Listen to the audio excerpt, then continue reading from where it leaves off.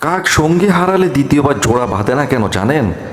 জানতে হলে না টেনে পুরো ভিডিওটি শেষ পর্যন্ত দেখার জন্য অনুরোধ রইল। কাক সঙ্গী হারানোর শোক কখনো কাটিয়ে উঠতে পারে না। আর এই প্রাণীকুলের এই নোংরা প্রাণীটাও জানে দ্বিতীয়বার যে জন আসে সে তার নিজের প্রয়োজন ছাড়া আসবে না।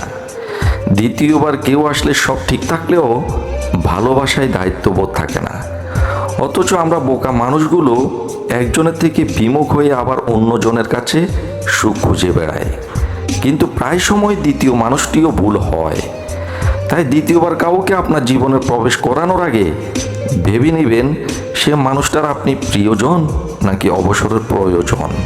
শুনতে খারাপ লাগলেও সত্যি কেউ কেউ দ্বিতীয়বার আপনার জীবনে আসলে সে হয়তোবা তার মানসিক কিংবা শারীরিক প্রয়োজন হিসেবে আপনাকে গ্রহণ করতে পারে, অথবা তার অবসরের এন্টারটেইনমেন্ট হিসেবে, প্রিয়জন হিসেবে তো নয়। মানুষ বড়ই অদ্ভুত প্রাণী।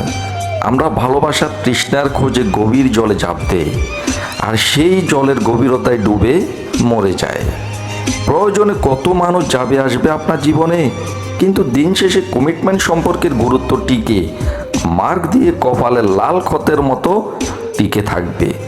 কারণ কি জানেন, যে সম্পর্কে ইনভেস্ট আছে, মূল্য চুকাতে হয়, তার ভ্যালু সবসময় মনে গেঁথে থাকে। ফ্রিতে পাওয়া ডায়মন্ডের মতো মূল্যবান জিনিসও একসময় মূল্যহীন লাগে। কষ্ট ছাড়া যা কিছুই মানুষ অর্জন করুক না কেন তা গায়ে লাগে না। কবুল বলে যে নারীর পিছনে টাকা, সময় ও নিজেকে যে পুরুষ ইনভেস্ট করে তা খালি চোখে মূল্যহীন মনে হলেও দিন শেষে পুরুষ ভাবে এটাই তার শেষ আশ্রয়।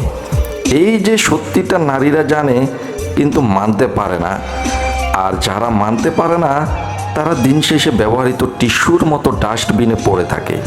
কারণ ভালোবাসা ও দায়বদ্ধতার সূত্র কিন্তু কমিটমেন্টে লুকিয়ে থাকে।